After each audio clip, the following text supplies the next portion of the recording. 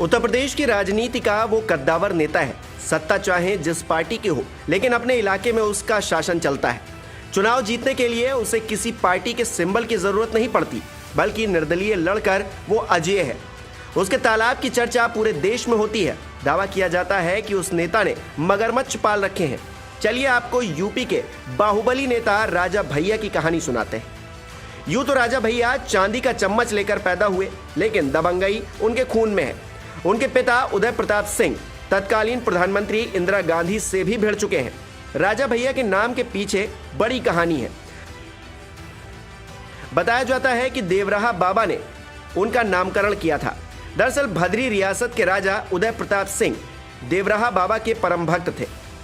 एक बार वो अपनी पत्नी के साथ बाबा के दर्शन के लिए देवरिया गए।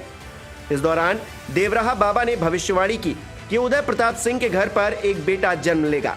31 अक्टूबर 1967 को कोलकाता में राजा भैया का जन्म हुआ। पिता ने देवराहा बाबा के आदेश का पालन करते हुए बेटे का नाम राजा रख दिया। बाद में उनका पूरा नाम रघुराज प्रताप सिंह रखा गया, लेकिन राजा भैया नाम से ही उन्हें बाद में प्रसिद्धि मिली।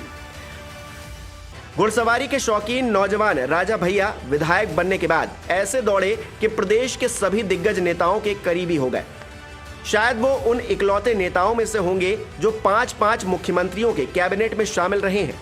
मुख्यमंत्री कल्याण सिंह ने राजा भैया को अपनी कैबिनेट में शामिल किया था, तो राजनाथ सिंह का आशीर्वाद भी राजा भैया को प्राप्त हुआ।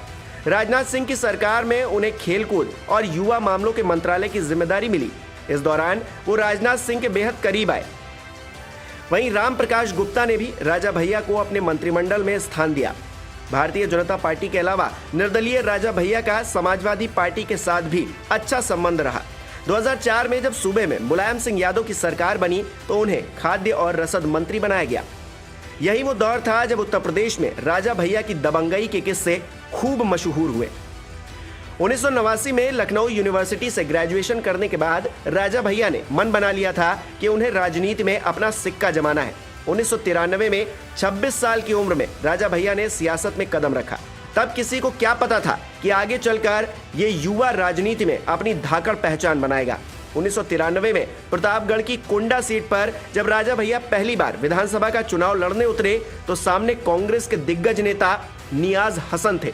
नियाज खान कुंडा सीट से 6 बार विधानसभा पहुंच चुके थे। इस सीट पर उन्हें हराना आसान काम नहीं था। 1993 की विधानसभा चुनाव में एक तरफ दिग्गज नियाज हसन थे तो दूसरी तरफ निर्दलीय नौजवान राजा भैया।